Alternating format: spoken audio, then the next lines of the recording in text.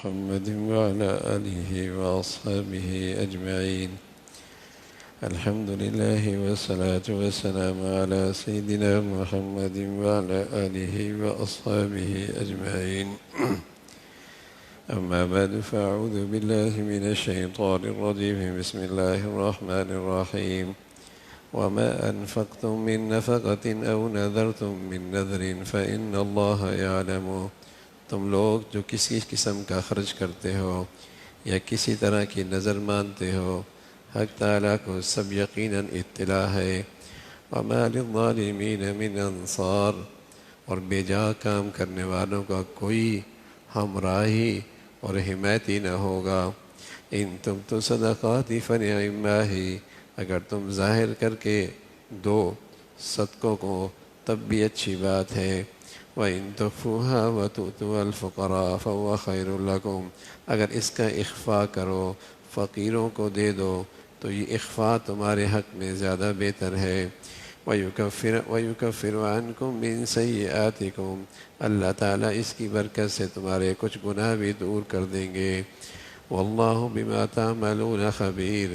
اللہ تعالیٰ تمہارے کی ہوئے کاموں کو خوب خبر رکھتے ہیں.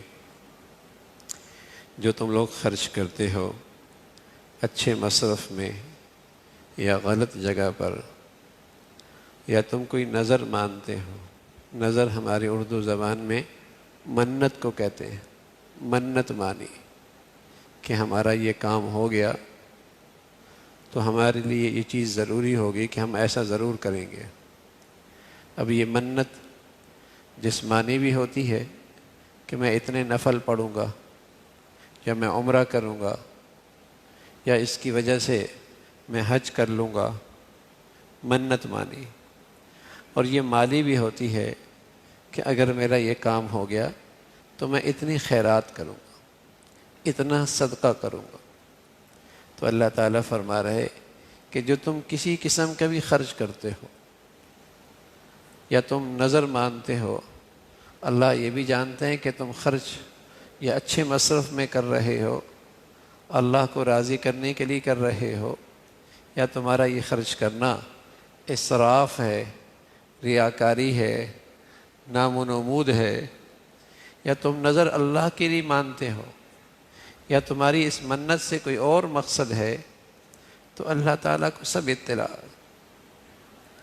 اور اللہ تعالیٰ کے علم ہے، اور اسی علم کی بنیاد پر اللہ جزا اور سزا دیں گے. جزا اور سزا بھی اسی بنا پر دیں گے کہ اچھا مصرف ہے، اللہ کو راضی کرنے کے لیے ہے، اس پر انعام ہے، اس پر انعام ہے اور اس پہ جزا ہے. اور اگر یہ خرچ کرنا غلط طریقے پہ ہے تو پھر اس کی سزا ہے. اللہ کے علم سے کوئی چیز اوجھل نہیں ہے، ہر چیز کی اللہ تعالیٰ کو علم ہے. اور جو بھی اللہ کا حکم توڑتا ہے یا اپنی ذات میں ناانصافی کرتا ہے وہ ظالم ہے. ظالم صرف وہی نہیں ہوتا جو کسی کے مال پہ قبضہ کرتا ہے، زمین پہ قبضہ کرتا ہے، جائیداد پہ قبضہ کرتا ہے. قرآن مجید کی اصطلاح میں وہ شخص بڑا ظالم ہے جو اللہ کی حد توڑتا ہے، اللہ کا حکم توڑتا ہے، اللہ کا حکم توڑتا ہے. جو اللہ کے قوانین ہیں ان قانون کو توڑتا ہے وہ بھی ظالم ہے. تو فرمایا کہ ایسے ظالم کے لیے پھر کوئی حمایتی نہیں ہوگا.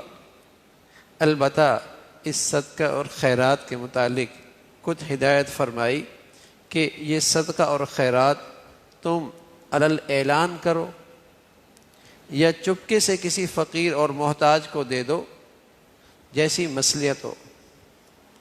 دین کی جس میں مصلحت ہو اور دین کا جس میں فائدہ ہو اس میں تمہارے لیے اجازت ہے.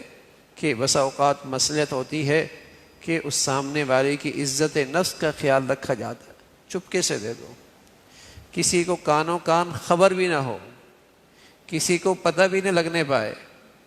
اور بسا اوقات یہ ہوتا ہے کہ مصلحت اسی میں ہے کہ علل اعلان کرو، اوروں کے سامنے بھی ظاہر کر کے دو تاکہ انہیں بھی ترغیب ہو. تو فرمایا اس میں دونوں گنجائش ہیں، اور اس کی برکت یہ ہے کہ کہ اللہ تعالیٰ تمہاری خطاؤں کو معاف فرما دیں گے اور تمہارے گناہ اس سے معاف ہو جائیں گے۔ البتہ بعض گناہ ایسے ہوتے ہیں مخلوق کے حق میں یا خالق کے حق میں، کچھ اللہ کی نافرمانیاں ایسی ہوتی ہیں جب تک کہ آدمی سچی توبہ نہ کرے وہ گناہ معاف نہیں ہوتا۔ بعض گناہ تو نیکیوں کی وجہ سے معاف ہو جاتے ہیں، بعض گناہ تو صدقہ اور خیرات کی وجہ سے بھی معاف ہو جاتے ہیں، لیکن بعض کوتاہیاں اور بعض گناہ ایسے ہوتے ہیں جو صرف توبہ ہی سے معاف ہوتے ہیں، توبہ ہی سے معاف ہوتے ہیں، چاہے وہ گناہ مخلوق کے حق میں ہیں، کوئی ان کی حق تلفی کی ہے اور کوئی ان کا حق مارا ہے، تو وہاں بھی سچی توبہ ہے، اور وہاں سچی توبہ کی شرائط میں یہ بات بھی داخل ہے کہ اس بندے سے بھی معافی کرا لی جائے اور اس بندے کا حق ادا کر دیا جائے، اور اس کے ساتھ جو زیادتی ناانصافی ہوئی ہے اس کا ازالہ کیا جائے، تب وہ توبہ قبول ہوتی ہے۔ یا بعض گناہ ایسے ہوتے ہیں جو اللہ کے حق میں ہیں، تو وہ بھی محض نیکیوں سے معاف نہیں ہوتے کہ نماز سے معاف ہو گئے، صدقہ خیرات سے معاف ہو گئے، اس کے لیے بھی سچی توبہ کرنی پڑتی ہے۔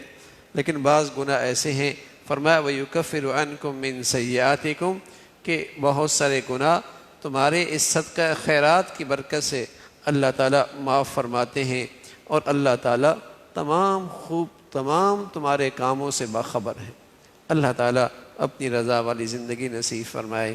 اللہم لک الحمد کلہ ولک الشکر کلہ، اللہم اعنا علی ذکرک و شکرک و حسن عبادتک، اللہم اعنا علی ذکرک و شکرک و حسن عبادتک، نستغفر اللہ و نتوب الیک، نستغفر اللہ و نتوب الیک، سبحان ربک رب العزة عما یصفون وسلام علی المرسلین والحمد للہ۔